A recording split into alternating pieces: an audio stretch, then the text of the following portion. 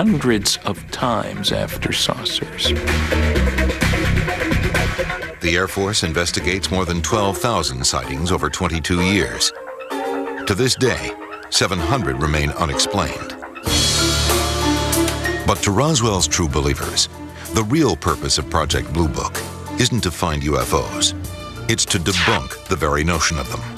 We've been able to explain them as hoaxes, erroneously identified friendly aircraft, meteorological or electronic phenomena, or as light aberrations. Everything that was reported could somehow be explained as the planet Venus, unidentified aircraft, satellites, or swamp gas.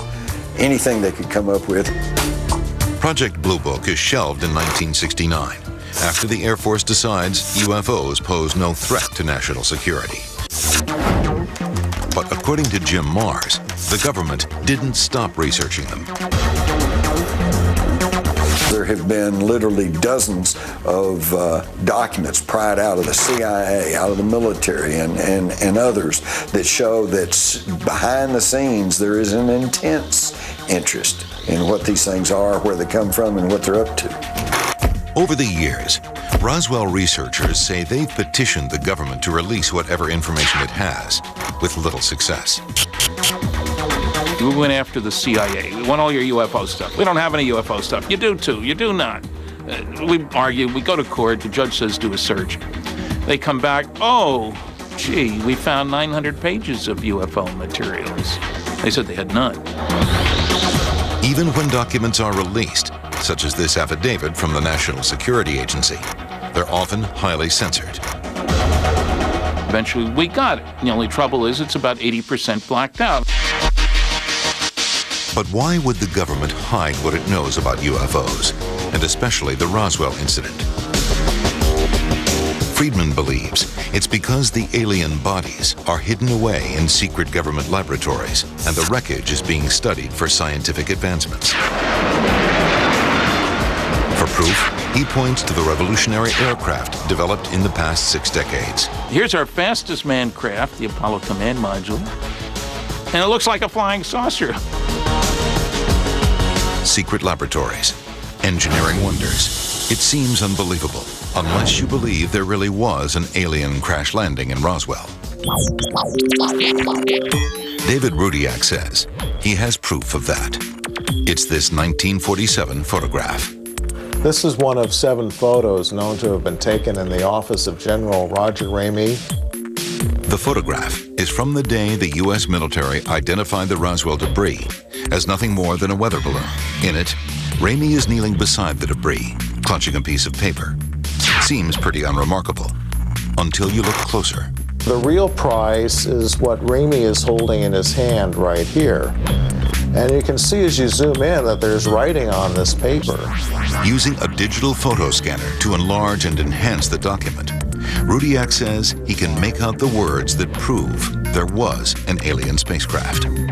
This was a brand new use of the word disk. The flying saucers or flying disks, and the terminology had been around for less than 2 weeks, and so the newspapers, for example, often enclose the word disk in quotes.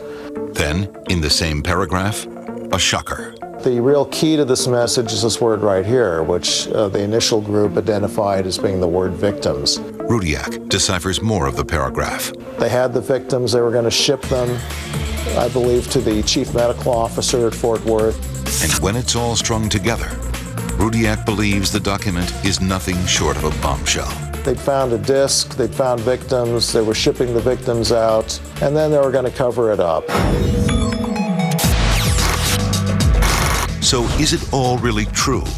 The debris, the victims, the cover-up. Is this the long-awaited proof that an alien spacecraft did crash outside Roswell? The U.S. government has looked at the same evidence and come to a much different conclusion.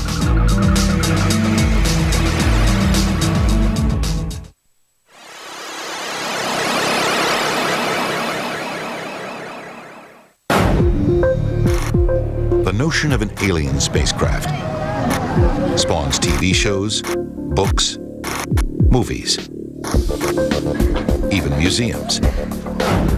And it turns the dead-end town of Roswell, New Mexico into a magnet for the truly bizarre. But as the 50th anniversary of the 1947 incident approaches, the debate over what really happened in Roswell intensifies. A growing grassroots movement presses the government for answers. What they get is evidence that the government has indeed been hiding a secret, one not even the Roswell advocates suspected.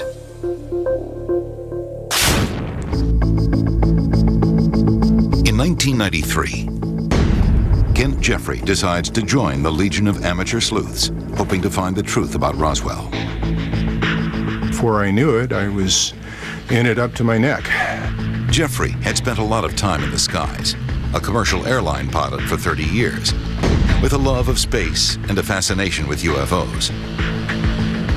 To him, Roswell is ground zero for proof that UFOs exist. I figured that if this incident had really happened, it was worth pursuing. It would have been the story of the millennium. Jeffrey has a special connection to Roswell. His father was an Air Force colonel who worked with the commander of Roswell's 509th Bomb Group. Jeffrey soon learns of witnesses who claim to have seen the strange wreckage and tell stories of alien bodies. I was told by one of the Roswell authors and researchers about a number of secret witnesses who were afraid to come forward because of government reprisal. And that's when I figured, well, something needs to be done about this. His first step? The Roswell Declaration, a worldwide petition signed by astronauts, scientists, and members of the military. 20,000 people in all, calling on the government to tell what it knows about Roswell.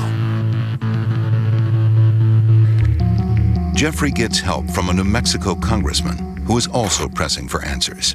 The information I want is for the government to make public all of its records about the Roswell incident, or if those records have been destroyed, explain who destroyed them and under what authority and when.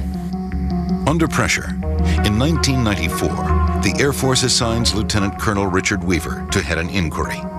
Weaver says he left no stone unturned and found a startling secret. We went back through all the records starting at that time, looking for plausible explanations for what may have happened. We considered a nuclear accident, we considered an errant missile crash, we considered airplane crashes, and we considered, quite frankly, the possibility of an extraterrestrial event that the government just had not owned up to. In his 1994 report, Fact versus Fiction in the New Mexico Desert, Weaver did find something the government didn't want people to know about.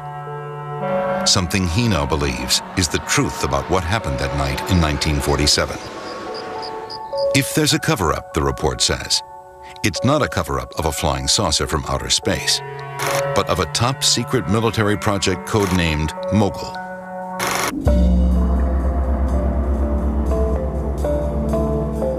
Mogul is a huge apparatus of balloons and instruments spanning some 600 feet.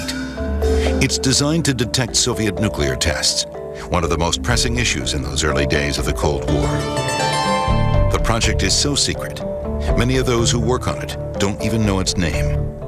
It was about as highly classified as the Manhattan Project itself. In 1947, Charles Moore is Project Mogul's engineer. A retired university professor today, Moore believes those reports of flying saucers and the strange otherworldly wreckage on Brazel's ranch are really describing his balloon number 4. It was launched in early June, some 50 miles downwind. We launched several of these long trains of balloons. We were quite sure that the reports that were appearing in the paper were of debris from some of our flights. We were pretty sure it was highly classified, and sooner forgotten the better. And that local newspaper story, where the rancher describes strange foil, tape, and sticks. Moore says it sounds a lot like Mogul's radar targets. The reflective material was aluminum foil laminated onto paper and deployed on balls of sticks to make them lightweight so they